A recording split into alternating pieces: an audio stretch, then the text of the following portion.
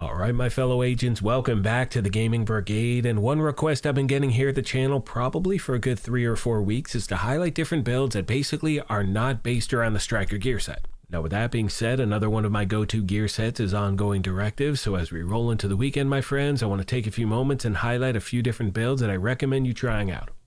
Now as always, we're going to jump right into the details, and if you happen to enjoy this, do me a favor and hit that like button. It truly helps the channel out, and if you want to stay up to speed on all things Division, feel free to hit that subscribe or join button as well. Now for all 3 builds you're about to see, I'm using the Gunner Specialization, and the main reason for that is because that is going to give me access to the Banshee Pulse, and I'm going to use that when I roll up an NPC. I'll explain why when we get into the build breakdown. You're also going to get some extra armor on kill, a reload speed increase, some extra rate of fire as well, and always remember to make sure you have the proper weapons activated in your weapon skill tree, as that is going to give you an extra 15% weapon damage bonus regardless of which one you're using. And the main reason I mention this in every build video I post is because a lot of people use the same template for different builds. You forget to switch your weapons, then you're leaving weapon damage on the table, and you don't want to make that mistake. Now the first build I'm going to be showing you has the Tinkerer mask, and for those of you out there who have never gotten this mask before, the only way to initially get it is by going to the Potomac Event Center, and you need to play the previous climax mission where you face the manager. Now in order to activate that mission, you're going to make your way to the Potomac Event Center. You're going to hit mission settings. After that, you're going to toggle mission mode, and at the very top you can see it now says Potomac Event Center, the manager. Now, if you've never gotten this mask before, it is a guaranteed drop the first time you complete this mission on Master difficulty, and it can drop on the lower difficulties as well, though that is not guaranteed. And actually, I take back what I said a moment ago, because you can also get this mask from the end of season stretch goals by opening up different caches, although that is only for a limited time, and there should be one of those events coming up soon. But in the meantime, this is the best way to do it.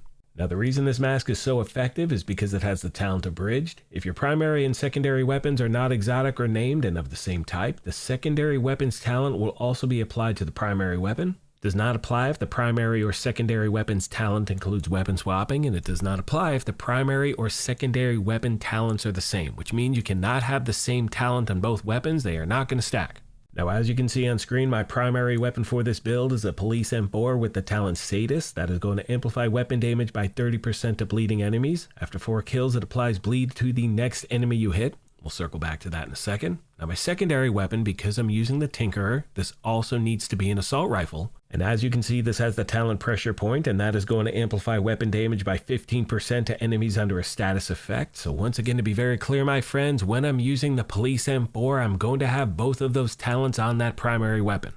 As far as the sidearm is concerned, if you have the Quick Step, I recommend using that because it has the talent Sport mode, which is now going to take us to the gear itself. Now in addition to the Tinkerer mask, we're wearing 1 piece of Cheska as well as 4 Ongoing Directive. We're using 4 so we get all of the gear set bonus, 2 pieces 15% status effect, 3 pieces 30% reload speed, and 4 pieces rules of engagement. Shooting a status affected enemy is going to apply mark, and killing a marked enemy grants a full clip of hollow point ammo for your active weapon and half a clip for the agent's active weapon to the rest of the party. And not only that, the hollow point ammo is going to amplify weapon damage by 20%, apply bleed on hit, and because we are wearing the Ongoing Directive body armor, we have access to the talent Parabellum rounds, and that is going to increase that damage amplification to 50%. And you'll see in the gameplay footage when I initially roll up an NPC, I'm going to hit that Banshee Pulse that will put the enemies under a status effect. I'm going to start shooting, that's going to mark the enemies. When I kill the marked enemies, that's going to give me the hollow point ammo, and then it's just lights out. Now the holster, the knee pads, and the gloves are the 3 remaining pieces of Ongoing Directive, which now takes us to the backpack, and you can see it's the 1 piece of Cheska, and we are using the talent Wicked. Applying a status effect increases total weapon damage by 18% for 20 seconds, and that is a lifetime in this game. As far as the skills are concerned, for this build I'm using a combination of the Banshee Pulse and the Crusader Shield, just in case things get sideways. And with that being said, at this point, as promised, we're going to make our way to another build you can put together. This one does not have the Tinkerer mask. We are still using 4 Ongoing Directive. We also have the same backpack equipped, which is the 1 piece of Cheska with the talent Wicked. But we've switched the gloves to Overdogs, and these have the talent Weakest Link. That is going to amplify weapon damage by 30% to the lowest ranking enemy currently in combat as per the tier hierarchy. And my primary weapon for this build is the Bullet King with its talent Bullet Hell, which means you never have to reload and you are just unleashing a fury of hollow point ammo non-stop. It's really a shit ton of fun to use. So if you haven't tried this build, I definitely recommend trying it out. Last but not least, my friends, it takes us to the third and final build breakdown I'll be highlighting in this video, and we still have 4 ongoing directive. We also have switched our primary weapon to the Lexington with the Talent Sadist. And as you can see, I've changed the backpack and the holster to unit alloys. That is going to give us 2 of the brand set bonuses, which are 5% rate of fire and 20% assault rifle damage. Now, because we're wearing the salvo holster, we also get an extra 5% rate of fire by having this equipped. Once again, I have the Talent Wicked on the backpack, and I'd also like to mention I do not have any global modifiers running in this video, and the main reason for that is I want to ensure that whenever you see this thing, you know exactly what the build can do without any special events going on. I'd also like to remind you, Countdown is still the best way to farm for loot in the game, so let's say for instance you're missing a few pieces of ongoing directive. Go to that game mode, play a few rounds, and typically you'll have at least a few pieces to put a build together and give this thing a shot. Hope this helped you out, my friends, and as always, questions, comments, or feedback, please let me know, and I'll do my best to get back to you as quick as I can. On that note, I'm going to leave you with some gameplay footage and a few final thoughts. As always, I want to take a moment and thank you all for your incredible continued support. Please let me know of any other questions you have I did not address. Thank you once again for the privilege of your time, and as I mention at the end of every one of these, take care of yourselves, be kind to each other, and we'll talk to you soon. Thanks again, everyone.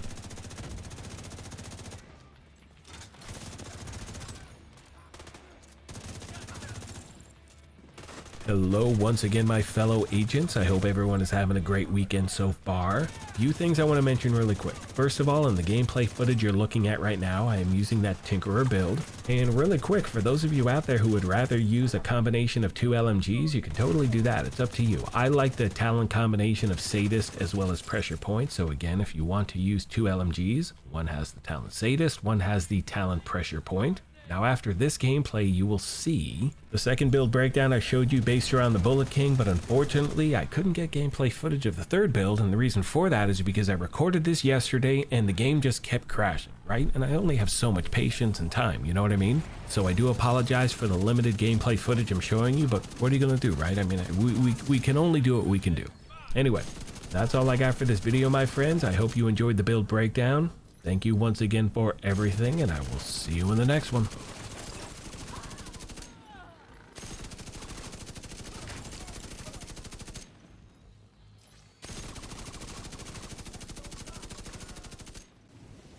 We need you to secure the memorial and remove the True Sons forces. If they maintain this outpost, the True Sons will be a direct threat to the campus.